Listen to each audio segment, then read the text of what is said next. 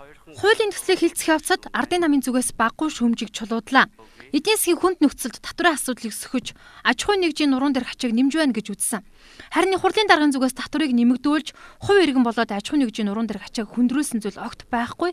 Ерөнхийдөө 10,000 төгрөгийн арх худалдан авсан бол түүнийхээ 1% буюу 100 төгрөгийг татвар төгнө. За энэнийг хурцтмал асуудал мэтээр олон нийтэд ойлгуулж, улс төржүүлэх шаардлагагүй гэж байлаа.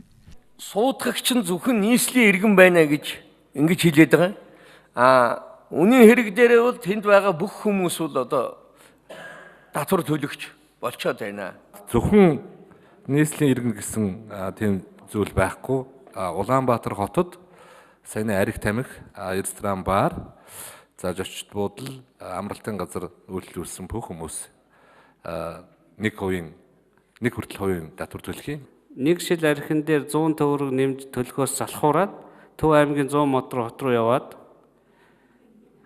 бензиндээ илүү мөнгө төлөөд авч болно шүү дээ.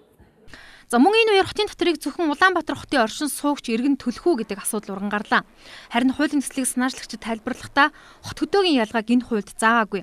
Зөвхөн Улаанбаатар хотын нутаг дэвсгэрт үйл ажиллагаа явуулж байгаа бар, ресторан, амралтын газар, зочид буудалд архи согтууруулах хундаагаар үйлчлүүлсэн л бол гадаад дотоод хот хөдөөгийн иргэн хинч вэ? Бүгд 1% татвараа төлнө гэж тусгажээ.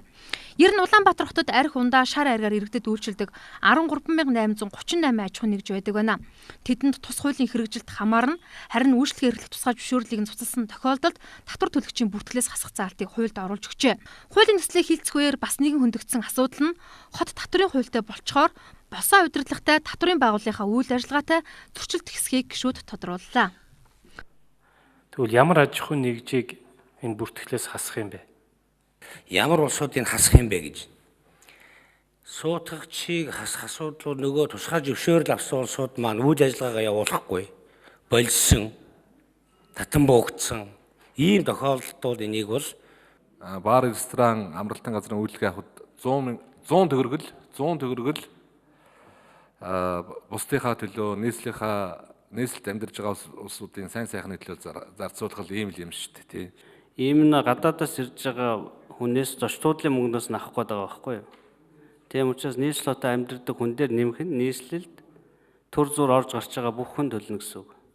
Ийм үйлчлэгийг авчил байгаа бол хаанаас ирснээ асуухгүйгээр. Нийслэлийн татварын хуулийн төслийн хүү чуулганы үдээс хойш хуралдаанаар хилцэгдэж батлагдлаа. Гэхдээ ажлын хэсгийн зүгээс хуулийн хэрэгжих хугацааг 7 дугаар сарын 1 гэж заасныг 10 дугаар сарын 1 болгож хойшлуулахыг хүссэн. Энэ дагуу хотын татварын хууль 10 дугаар сарын 1-ээс хэрэгжинэ.